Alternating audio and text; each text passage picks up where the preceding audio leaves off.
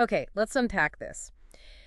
Imagine something as basic as water, something we absolutely need, potentially turning into a hidden threat. Yeah, it sounds completely backwards, doesn't it? It really does. But that's the surprising reality we're diving into today, based on the material you shared. We're talking about hyponatremia. Right. A pretty common electrolyte issue, basically meaning your blood sodium levels are, well, too low. Exactly. And our mission here is to really explore the surprising and honestly kind of dangerous ways this condition affects your body, pulling directly from that information provided. Yeah, the material paints it as a sort of silent assault hitting key areas, the brain, obviously, That makes sense. but also maybe less obviously your bones and even just your mental clarity. And what really jumps out from the information is that hidden threat. Yeah. The idea of your cells actually swelling up. Especially in the brain, which can lead to some, well, pretty severe outcomes. Definitely. So let's get into it. According to the material you looked at, what exactly is hyponatremia? Okay, so it's defined as having blood sodium levels below 135 milli-QL. And sodium, it's more than just table salt. Right. It's a crucial electrolyte, absolutely vital for keeping fluids balanced across your body, for nerve and muscle function, and helping regulate blood pressure too. And when those levels dip too low, that's when the trouble starts. Precisely. When the sodium concentration in your blood drops, water gets pulled into your cells, trying to balance things out, through osmosis. Okay. This makes the cells swell. Now, while that happens everywhere, it's especially catastrophic for brain cells. Because the brain's stuck inside the skull, right? Exactly. It's enclosed in that rigid structure. So swelling there quickly leads to increased pressure. It has nowhere to go. That makes total sense. Swelling with no room for expansion equals pressure. Now, the material mentioned two main forms, acute and chronic. Yeah, that's right. How do they differ? Well, the key difference is really the speed it happens. Acute hyponatremia develops very quickly, typically within about 48 hours. Because it's so fast, the brain just doesn't have time to adapt to those changing sodium levels. And that leads to rapid, severe, often, life-threatening symptoms. Okay. And chronic. Chronic, on the other hand, it develops slowly. We're talking weeks, maybe even months. So the brain can kind of adjust. It can partially adapt in those cases, yeah, which is why that really severe acute swelling is less common. But the damage? It's more insidious, more long-term. Both are serious, absolutely, but how they show up and what the main dangers are, well, they differ quite a bit. Okay, let's focus on acute first then. The material you provided calls it a neurological emergency. That's absolutely spot on. Because of that rapid rush of water into brain cells, you get cerebral edema, that brain swelling we talked about. And inside that rigid skull. That pressure buildup is incredibly dangerous. So what does that actually look like, symptom-wise, for someone going through it? Well, the early signs described are things like headaches, nausea, vomiting. Pretty common stuff initially. But here's where it gets really serious. These can escalate incredibly fast. As the nerve function gets impaired from the swelling and pressure, you start seeing confusion, irritability, muscle weakness. And it can progress even further than that.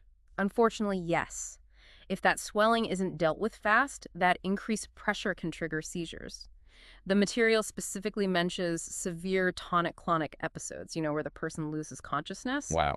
And in the most severe cases, you can actually have brain herniation. Parts of the swollen brain tissue get compressed or pushed into areas they shouldn't be. Which can impact critical structures, like the brainstem. Exactly. And the brainstem controls vital functions, breathing, heart rate. So compression there. Can lead directly to respiratory arrest and death. The material gives some pretty stark details here. Severe acute cases, especially if sodium drops below, say, 115 milli-EQL, or if there are other risk factors like alcohol use disorder, they reported mortality rates over 50%. It even notes symptoms can go from just a headache to respiratory failure in as little as 20 minutes. 20 minutes. That really highlights how critical immediate intervention must be. It truly does. It just underscores the emergency nature of acute hyponatremia. And even for those who survive, the material suggests there's a risk of permanent neurological damage, depending on how severe and how long that brain swelling lasted. So immediate medical treatment is absolutely crucial to correct the sodium, reduce the swelling. Definitely. Okay, so that's the sudden, dramatic, life-threatening version. What about chronic hyponatremia? The material you shared calls this the silent war. Yeah, and that's a very fitting description, I think. Because while it's less, outwardly dramatic than the acute form, It wages this persistent, damaging campaign over time. How so? Well, with that slow drop in sodium over weeks or months, the brain does partially adapt, like we said. That prevents the explosive swelling you see in acute cases. Okay. But the long-term effects described are significant, and they're Yeah. widespread. And this is where the material connects it to things maybe people wouldn't expect, like bone health. Yes, this is one of the really surprising insights from the material. Chronic hyponatremia is strongly linked to osteoporosis. Studies mentioned suggest it can actually double the risk of bone fractures. Double the risk? How? Well, the mechanism described involves disrupting the normal bone remodeling process. It seems to ramp up the activity of osteoclasts, those are the cells that break down bone tissue, Right. while at the same time slowing down the osteoblasts, the cells that build new bone. So it's attacking bone health from both sides. Pretty much. The material even cited animal studies showing significant bone density loss, like up to 30% in just a few months. That's a rate comparable to severe osteoporosis from other causes. Wow. Doubling fracture risk. Yeah. That's a major consequence that could so easily be missed. And you mentioned fall risk, too. Absolutely. Particularly in older adults, chronic hyponatremia significantly increases the likelihood of falls. Why is that? The material links us to impaired attention, coordination, and balance. Even mild chronic cases can raise the risk, and it creates this sort of vicious cycle. You're more prone to falling because of the low sodium's effect on your balance and coordination. And then if you do fall, your bones are weaker because of that related bone loss. Making a fracture much more likely. Exactly. And what about cognitive function? You mentioned mental clarity earlier. Right. The material talks about various cognitive impacts. Yeah. Things like sluggish thinking, poor concentration, problems with memory, like Red brain fog. sort of, yeah. Yeah. Some studies mentioned suggest chronic low sodium might disrupt the function of the hippocampus. That's a brain region crucial for learning and memory. Is that permanent? Well, the good news highlighted is that in some cases, correcting the sodium levels can actually lead to a reversal of these cognitive effects. That's good to know. But these chronic symptoms, persistent fatigue, maybe feeling irritable, just a bit off, memory issues, being unsteady, they sound an awful lot like things many people just chalk up to getting older. Or stress, or not getting enough sleep, yeah. Exactly. And that's a huge part of this silent nature. These symptoms are often vague, easily misattributed. It lets the hyponatremia go unrecognized, untreated, for potentially a long time. The material really emphasizes how common it is, affecting maybe 15–20% of hospitalized patients, especially the elderly. That's a lot. It really underscores how important it is for healthcare providers, as noted in the material, to consider low sodium as a potential cause for these kinds of, non-specific symptoms. Okay, so what actually triggers this imbalance? It's not just about not eating enough salt, right? That's a crucial point the material makes. It's fundamentally an imbalance between water and sodium in the body. Not necessarily just a lack of sodium intake, though that can play a part sometimes. The triggers are quite varied. Like, could drinking too much water do it? That's a classic example. Yeah. Especially plain water during, say, intense endurance activities like marathons, you can literally dilute your body's sodium levels. Right, exertional hyponatremia. That's the one. Or another cause can be something called psychogenic polydipsia. That's compulsive water drinking that just overwhelms the kidney's ability to get rid of the excess water. Okay. What other triggers does the material discuss? It points to several medical conditions that cause the body to retain fluid, which then dilutes the sodium. Things like heart failure, liver cirrhosis, kidney failure conditions where the body's fluid and electrolyte processing is compromised.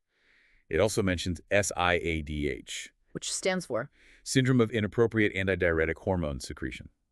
Basically, your body makes too much ADH, a hormone that tells your kidneys to hang on to water, leading to too much fluid. And medications can play a role, too? Absolutely.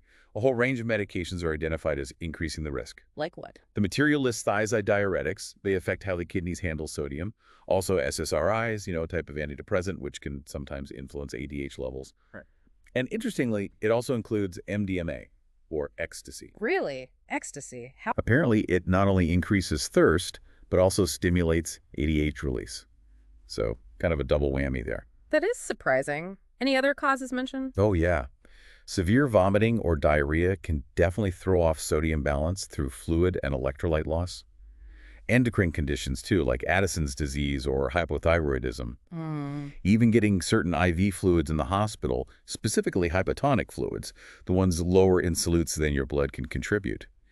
The material basically highlights that this wide array of potential triggers is why hyponatremia ends up being the most common electrolyte disorder seen in clinical practice.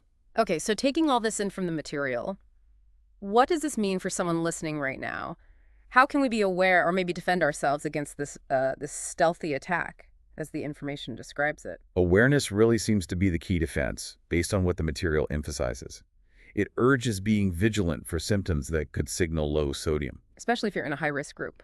Exactly. Like older adults, or people with those existing health conditions we mentioned, heart, kidney, liver issues. Things to watch for include that persistent fatigue, any new confusion, feeling unsteady, or an increase in falls. And if someone does notice these things, Well, the material makes it pretty clear. Severe symptoms, especially things like seizures or sudden significant confusion, need immediate medical attention. Go straight to the ER. okay. And for milder A concerns. simple blood test can confirm your sodium levels. Talk to your doctor. And if you know you're in one of those high-risk groups already, like endurance athletes, people on certain meds. Yeah, or those with the heart, kidney, or liver issues.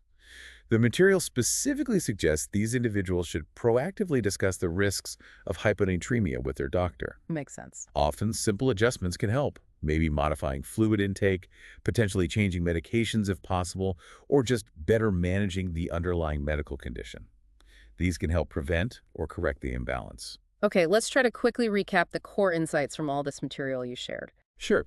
At its heart, hyponatremia is way more than just a low number on a lab report. It's described as this kind of multi-front assault on your body, Right. Hitting the brain with that potentially devastating acute swelling. but also, surprisingly, really affecting your bones, significantly increasing fracture risk. And undermining cognitive function and balance, too. Yeah. Leading to that memory fog, the falls. Exactly. Yeah. Covering both acute and those more insidious chronic forms. And the key takeaway for defense, based on the information, it really boils down to awareness and acting early. That's it.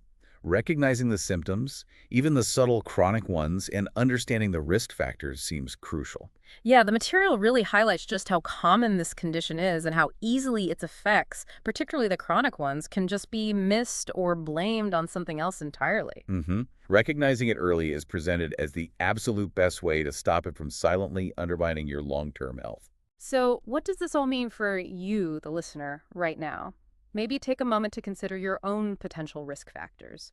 Or maybe those subtle, lingering symptoms you've just been dismissing as, just getting older or being stressed. Yeah, and if we connect this back to that bigger picture presented in the material, just think about how incredibly common hyponatremia is reported to be. And how easily those subtle, chronic symptoms, feeling cognitively off, maybe being a bit more unsteady on your feet, how easily they can be overlooked or just blamed on something else. Right.